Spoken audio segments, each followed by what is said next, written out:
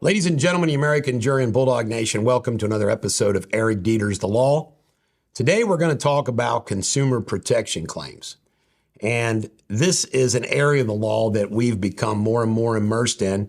When I say we, I'm talking about Deters Consulting, working with Drake Law and some other law firms.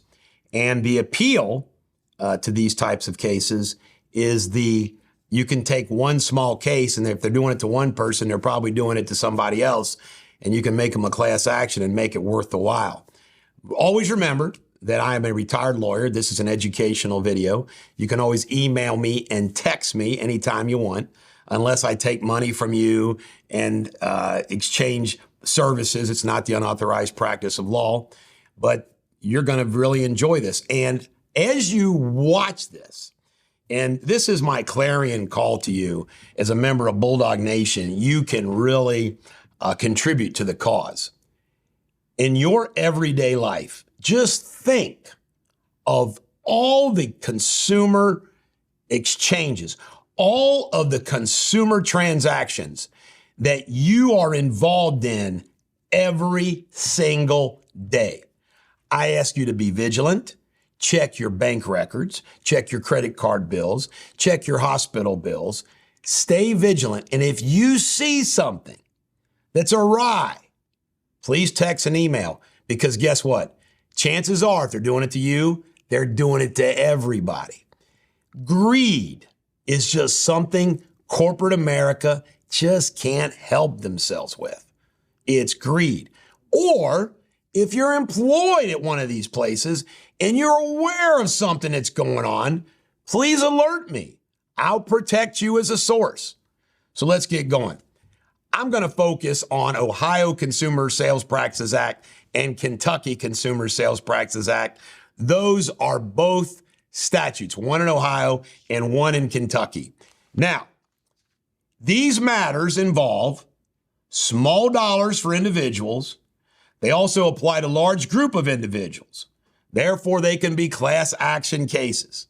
If you have information, let me know if it doesn't smell right. Now, here is the law.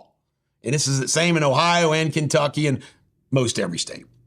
If a service constitutes a consumer transaction, I'm going to give you, Josh and Jamie, a quiz. If you go to Wendy's and buy a hamburger, is that a transaction? Yeah. Absolutely. All right. The law applies. It usually involves facts being omitted, suppressed, or concealed with the intent to cause reliance on those omissions, suppressions, and concealments. The misrepresentations, omissions, suppressions, and concealments of fact can constitute unfair, deceptive, and unconscionable acts and practices in violation of these laws. A company, through its agents and employees, are usually fully aware of it, and they do it anyway. Anyone knowing of the representations were untrue would not have done the service. In other words, if you knew they were lying to you, you wouldn't have done it. But companies do this all the time. And chances are it's not just a mistake. Sometimes it is a mistake. Now, there's something also called the Fair Debt Collection Practices Act. That is a federal act that if you are a debtor and they're coming after you, you are protected by it. They can't lie to you. They can't misrepresent to you. The communications, they have to say that it's a debt collector. And you know what? They accidentally run afoul of this all the time. If you get sued by someone on a debt, you need to be thinking about a counterclaim. Now, you might be sitting there thinking, well, I owe that debt, but they sue you. A counterclaim for Fair Debt Collection Practices Act scares the hell out of them. I can't tell you countless times where a client of mine got sued and they just dropped it. Why? There was a counterclaim for the Fair Debt Collection Practices Act. And this, just like the consumer, you get attorney fees and everything else. Now, each state has an attorney general.